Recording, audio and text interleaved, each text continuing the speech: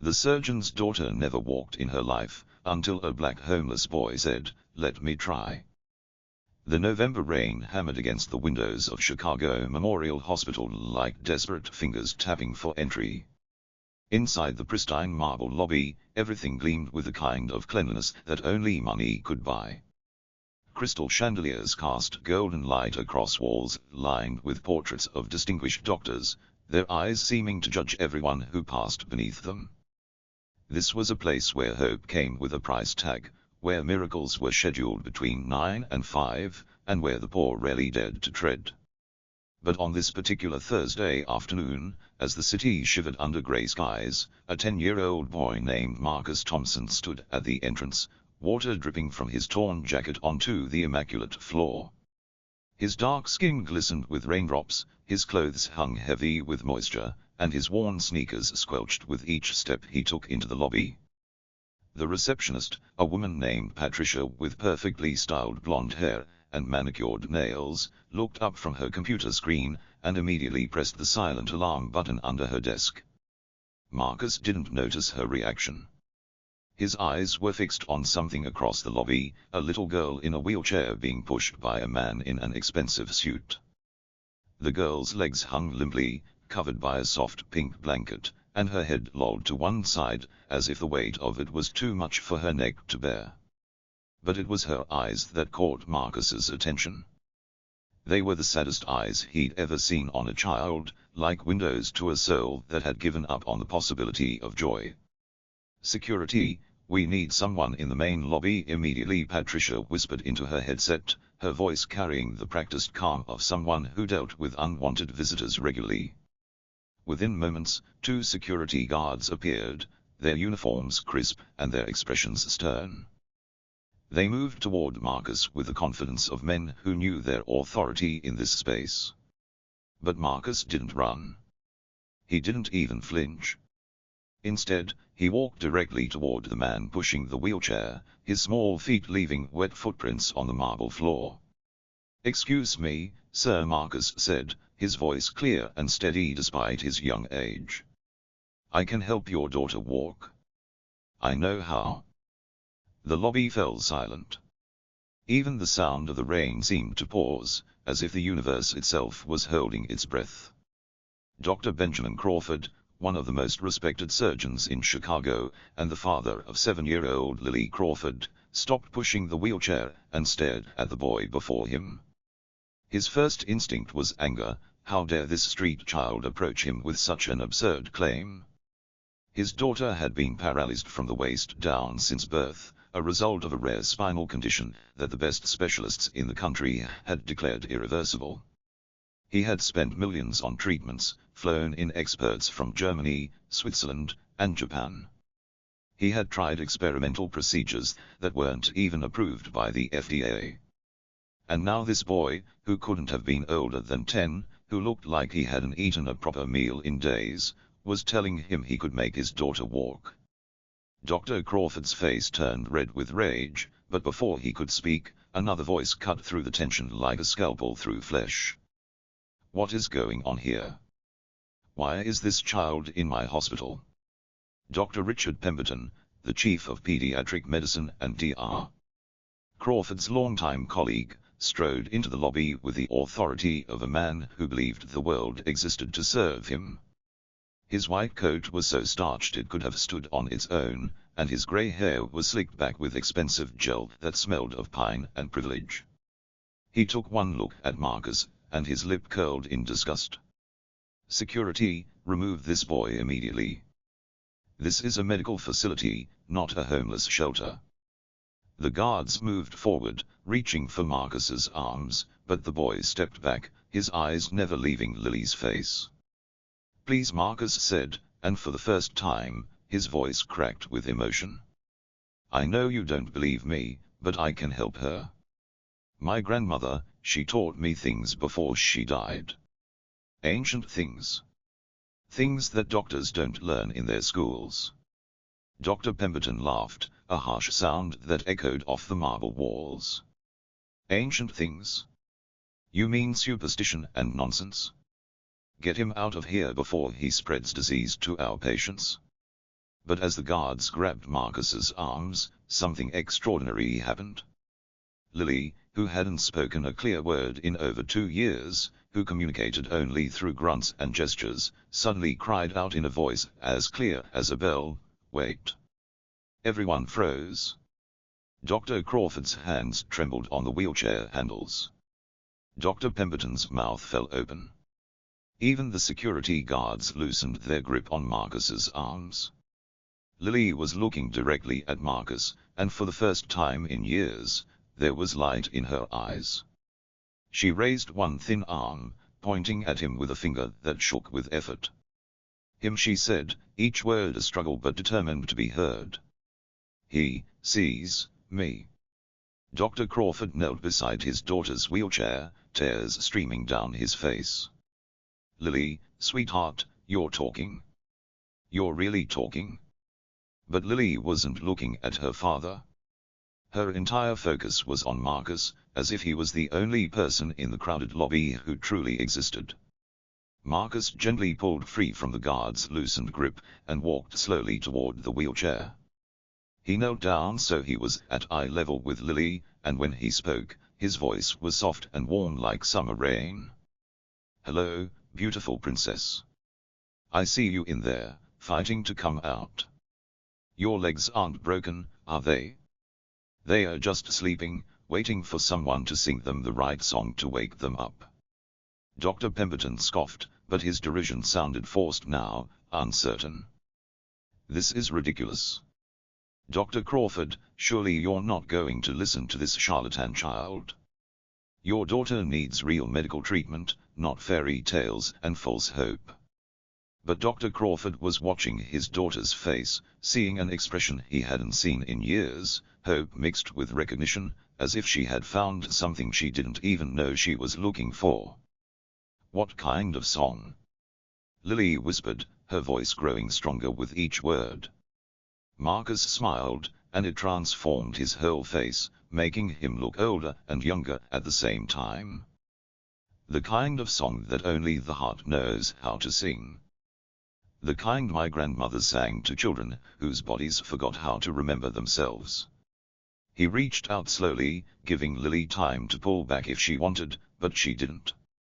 She leaned forward instead, and Marcus placed his small, dark hand over her pale one. "But I can't do it here," Marcus continued, looking up at Dr. Crawford with eyes that held too much wisdom for a child. "This place, it's too full of disbelief. The walls here have heard too many times that things are impossible. They've absorbed all that hopelessness like a sponge absorbs water. For this to work, we need to go somewhere that still believes in miracles." Dr. Pemberton stepped forward, his face purple with indignation. "This is preposterous. Dr. Crawford, I forbid you to listen to this nonsense. Think of your reputation. Think of what people will say if you follow some homeless child's delusions. You're a man of science, not superstition." Dr. Crawford stood slowly, his eyes moving between his colleague and his daughter. For 3 years, he had trusted Dr. Pemberton with Lily's care. For 3 years, he had sat through meetings where Pemberton explained why the latest treatment hadn't worked, why the next one might not either, but why they should keep trying anyway. For 3 years, he had written checks and signed consent forms and watched his daughter fade a little more each day, until she was more ghost than girl. And in all that time, Pemberton had never once made Lily smile the way she was smiling now. "Where?" Dr. Crawford asked Marcus, ignoring Pemberton's sputtering protests. "Where would we need to go?" Marcus stood up, water still dripping from his clothes, but his bearing dignified despite his poverty. "There's an old church on the south side. Street Augustines. It's been abandoned for years, but the faith of all the people who prayed there still lives in the walls. That's where my grandmother used to take children who needed to remember how to walk, how to speak, how to be whole again." Dr. Pemberton grabbed Dr. Crawford's arm, his fingers digging in hard enough to leave bruises. "Benjamin, listen to me. If you take your daughter out of this hospital based on the words of this child, I'll have no choice but to report you to Child Protective Services. You'll be endangering her life." Dr. Crawford looked down at where Pemberton was gripping his arm, then back up at his colleague's face. "Richard, in 3 years of treatment under your care, my daughter has never improved. Not once. She's gotten worse, actually. Her muscles have atrophied, her spirit has dimmed, and until 5 minutes ago, she had almost stopped speaking entirely. This boy, this child you want to throw out like garbage, has gotten more response from her in 5 minutes than you have in 3 years. So you can report me to whoever you want, but I'm going to give him a chance." He turned to Marcus. "What do you need?" Marcus's eyes grew serious, older than his years. "Just faith, sir. Just the willingness to believe that sometimes the answer doesn't come from medical books or expensive machines. Sometimes it comes from places we've forgotten to look, from wisdom we've forgotten to honor." Patricia, the receptionist, had been watching all of this with wide eyes, her hand still hovering over the alarm button she had pressed earlier. Now she stood up, her voice shaking. "Dr. Crawford, please reconsider. Dr. Pemberton is right.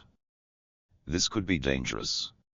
But Lily spoke again, louder this time, with more determination than anyone had heard from her in years. "I want to go, Daddy. Please. I want to go with him." The rain outside had turned into a thunderstorm, lightning flashing across the dark sky, and thunder rolling like drums announcing something momentous. Dr. Crawford made his decision. He began pushing Lily's wheelchair toward the door, Marcus walking beside them. Dr. Pemberton followed, still protesting, threatening, warning of consequences, and lawsuits, and professional ruin. But his words were lost in the sound of the storm, and the look of hope on a little girl's face. As they reached the door, Marcus turned back to look at Dr. Pemberton one last time. "Doctor, I know why she never got better under your care, and deep down, you know too. The treatments you've been giving her, they were never meant to help her. They were meant to keep her sick, to keep Dr. Crawford coming back, to keep the money flowing. But that ends today." The accusation hung in the air like lightning about to strike. Dr. Pemberton's face went from purple to white in an instant. "How dare you, that's slander. I'll sue you, you little," but Marcus had already turned away, following Dr. Crawford and Lily out into the storm. The abandoned church of St. Augustine stood like a forgotten guardian on Chicago's south side, its stone walls darkened by years of city grime and neglect. Broken windows had been boarded up with plywood that had itself begun to rot, and weeds grew through cracks in the concrete steps. But as Marcus led them through the rain toward the heavy wooden doors, something strange happened. The storm seemed to part around them, creating a pocket of calm in the chaos. The doors, which should have been locked or boarded shut, swung open at Marcus's touch, as if they had been waiting. Inside, the church was a contradiction. Dust motes danced in shafts of light that shouldn't have existed, the windows were boarded, after all, and the air smelled not of decay and abandonment but of incense and candles, as if a service had just ended. The pews were still there, worn smooth by countless hands over decades of worship, and at the front, the altar stood intact, its wood gleaming despite the years of neglect. Dr. Crawford pushed Lily's wheelchair down the center aisle, the wheels making no sound on the worn wooden floor. His rational mind, the mind trained in medical school and honed by years of surgical precision, screamed that this was madness. But his father's heart, the part of him that would have sold his soul to see his daughter walk, whispered that sometimes madness and miracles wore the same face. Marcus walked ahead of them, his wet sneakers somehow not squeaking on the floor. When he reached the altar, he turned and smiled at Lily. "This is where my grandmother brought me when I was younger than you. I couldn't walk either, you know.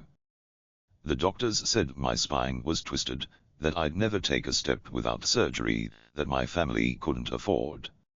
But Grandma Rose, she knew different. She knew that sometimes the body forgets its own strength, its own possibility. It needs to be reminded, not with medicines or operations, but with something older, something that speaks to the part of us that existed before we learned the word impossible. He knelt in front of Lily's wheelchair, and took both her hands in his. They were so small, so pale against his darker skin, like delicate birds that had forgotten how to fly. Lily, I need you to close your eyes and listen. Not with your ears, but with everything else. Can you do that for me? Lily nodded, her eyes fluttering closed. Dr. Crawford started to step forward, protective instinct kicking in, but something held him back. Maybe it was the expression on his daughter's face, peaceful for the first time in years, or maybe it was the way the light in the church seemed to grow warmer, golden like summer sunshine. Marcus began to hum. It wasn't any melody Dr. Crawford recognized, nothing from any musical tradition he knew. It was older than that, simpler and more complex at the same time. It sounded like wind through leaves, and water over stones, like the first song ever hummed by a mother to her child. The humming grew stronger, and Marcus's voice joined it, speaking words in a language Dr. Crawford didn't understand but somehow felt in his bones. The temperature in the church began to rise, not uncomfortably, but like the warmth of a healing fever burning away infection. Lily's hands began to glow. No, that wasn't right. It was as if the light in the church was gathering around her, drawn to her like flowers turning toward the sun. Her face, which had been pale and drawn for so long, began to flush with color. Her breathing, usually shallow and labored, became deep and rhythmic. And then, something extraordinary happened. Lily's feet, which had hung limp and useless for 7 years, began to move. Just small movements at first, her toes flexing inside her special shoes, but movement nonetheless. Dr. Crawford gasped, his hands flying to his mouth. His medical training told him this was impossible. Lily's condition was caused by malformed neural pathways, by signals from her brain that couldn't reach her legs. No amount of humming or praying could repair damaged nerves.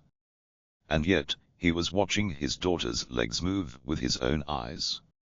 Marcus's voice grew stronger, and now Dr. Crawford could make out some of the words, even though they were in no language he knew. They sounded like promises, like reminders, like wake-up calls to sleeping parts of Lily's body. The boy's small hands on Lily's began to tremble with effort, and sweat beaded on his forehead despite the cool November day. Whatever he was doing, it was costing him something. Drawing on reserves of strength that seemed impossible for such a young child to possess. Lily's eyes snapped open, and they were different. Brighter, clearer, more present than they had been in years. She looked down at her legs with wonder, as if seeing them for the first time. I can feel them, she whispered, her voice full of awe. Daddy, I can feel my legs.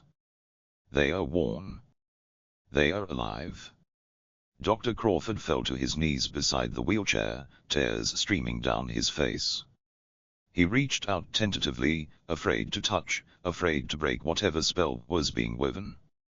But Lily grabbed his hand and placed it on her knee. He could feel the warmth Marcus had spoken of, could feel muscles tensing and relaxing that had been still for so long. Try to stand, Marcus said softly, his voice exhausted but triumphant. Your legs remember now. They just needed to be reminded that they were made for dancing, for running, for carrying you through this beautiful world. Lily looked at Marcus, then at her father, fear and hope warring on her face. What if I fall? Marcus smiled, that same transformative smile that made him seem ageless. Then you'll get up. That's what walking is, princess. It's just falling forward and catching yourself, over and over, until it becomes dancing. With infinite care, Dr. Crawford and Marcus helped Lily shift forward in her wheelchair. Her feet touched the floor, and for a moment, nothing happened. Then, slowly, trembling with effort and emotion, Lily pushed herself up. Her legs shook like newborn colts, but they held. They held. She was standing, actually standing, for the first time in her life. The abandoned church seemed to hold its breath. Even the dust motes stopped their dancing, suspended in the golden light like tiny witnesses to a miracle. Lily took one step, so small it was barely more than a shuffle, but it was a step. Then another. And another. Each one stronger than the last, each one more confident, as if her body was remembering a song it had always known but never been allowed to sing. By the 5th step, she was crying. By the 10th, she was laughing. And by the time she reached the altar, and turned back to face her father, she was dancing, a simple swaying motion, but dancing nonetheless. Dr. Crawford couldn't move. He knelt there on the floor of the abandoned church, watching his daughter dance, and felt his entire worldview crumble, and rebuild itself in the span of heartbeats. Everything he had believed about medicine, about science, about the nature of healing itself, had just been challenged by a 10-year-old boy with ancient wisdom in his young eyes. Marcus swayed on his feet, exhaustion clear on his face. Whatever he had done had taken almost everything he had. Dr. Crawford rushed forward, catching the boy before he could fall. "What did you do?" he asked, his voice full of wonder and gratitude. "How did you do it?" Marcus looked up at him with eyes that were both very young and impossibly old. "I didn't do anything, sir. I just reminded her body of what it already knew. Sometimes we get so caught up in telling ourselves what's impossible that we forget what's true. Your daughter could always walk. She just needed someone to believe it hard enough to make her believe it too." He paused, struggling to stay conscious. "My grandmother, she learned this from her grandmother, who learned it from hers, going back and back to times when healing wasn't about cutting people open or filling them with chemicals, but about reminding the body of its own perfection, its own completeness." Lily danced over to them, her movements still uncertain but growing stronger with each moment. She knelt beside Marcus and took his hand. "Thank you," she said simply. "Thank you for seeing me when everyone else just saw my wheelchair." Marcus smiled weakly. "You're welcome, princess. Now you need to practice. Every day, dance a little more. Walk a little further. Your legs are awake now, but they need to learn to stay awake. And you need to learn to trust them." Dr. Crawford helped Marcus sit up, propping him against one of the pews. "What can I do for you?" "Anything. Money, a place to live, medical care, anything you need." Marcus shook his head. "I don't need anything, sir. This is what I do. This is why my grandmother taught me. There are other children out there, children like Lily, who just need someone to remind them of what they really are. That's my job now." He looked up at the ceiling of the church, where rainwater had started to drip through holes in the roof. "But maybe you could help fix this place up. Make it somewhere people can come when they need to remember how to believe in miracles again." Dr. Crawford nodded immediately. "Consider it done. I'll have contractors here tomorrow." But Marcus was already shaking his head. "Not contractors, sir. People from the neighborhood. People who need work, who need purpose. This place should be rebuilt by the community it serves, not by strangers with no connection to its history." He struggled to his feet, Dr. Crawford steadying him. "And there's something else. Dr. Pemberton, at your hospital. He's been keeping children sick on purpose. Not just Lily, but others too. The treatments he prescribes, they are designed to manage conditions, not cure them. To keep families coming back, to keep the money flowing. I can see it on people, like a shadow. The shadow of intentional harm. He has that shadow all over him." Dr. Crawford's face darkened. He thought of all the meetings, all the treatments that seemed to make Lily worse instead of better, all the times Pemberton had discouraged him from seeking second opinions or trying alternative treatments. It made horrible, terrible sense. How do you know this? Marcus met his eyes steadily. The same way I knew how to help Lily. Some things you just see when you learn how to look. My grandmother called it reading the truth beneath the lie. Every person carries their intentions with them like an aura. Most people can't see it, but those of us who can, we have a responsibility to act on what we see. The storm outside had begun to calm, the thunder moving away toward the lake, leaving only gentle rain patting against the boarded windows. Inside the church, the golden light was fading back to normal, gray afternoon dimness.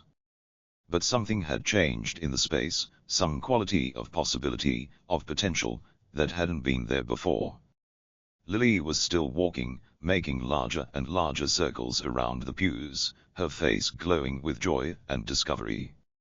Each step was a small miracle, a defiance of everything medical science had said was possible. Dr. Crawford watched her with tears still streaming down his face, his heart so full it felt like it might burst. We need to get her checked out, he said to Marcus. Document this. There will be tests, scans. The medical community needs to know about this. But Marcus was already shaking his head. They won't believe it, sir.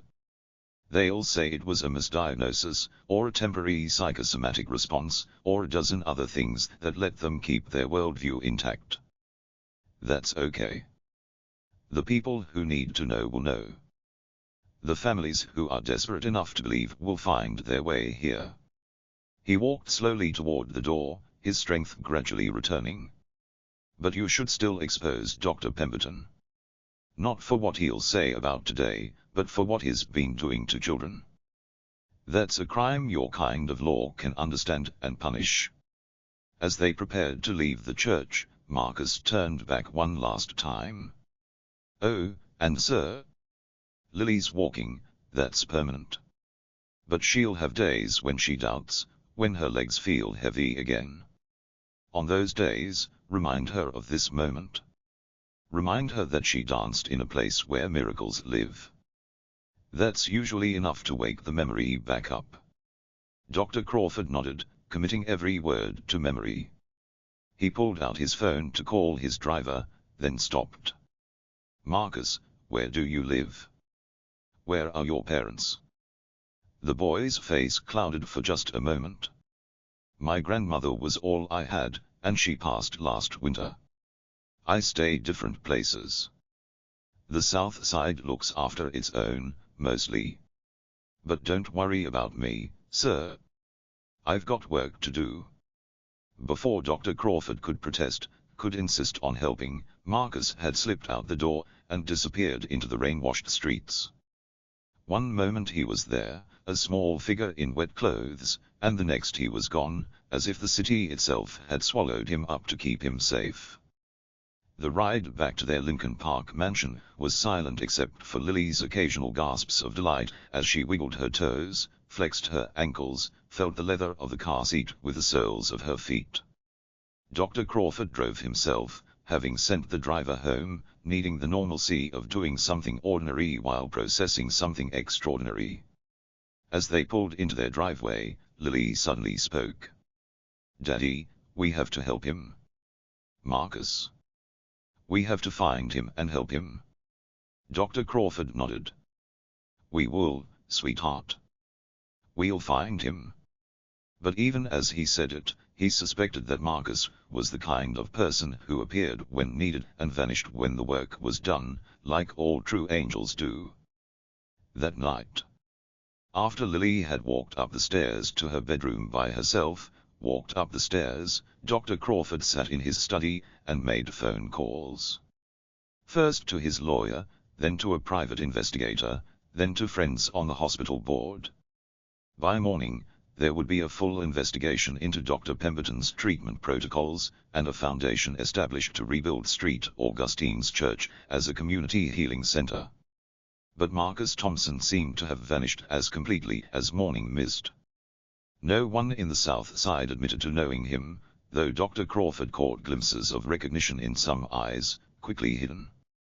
It was as if the community had closed ranks around their small miracle worker, protecting him from the outside world that might not understand. 3 weeks later, Dr. Pemberton was arrested on charges of insurance fraud and medical malpractice.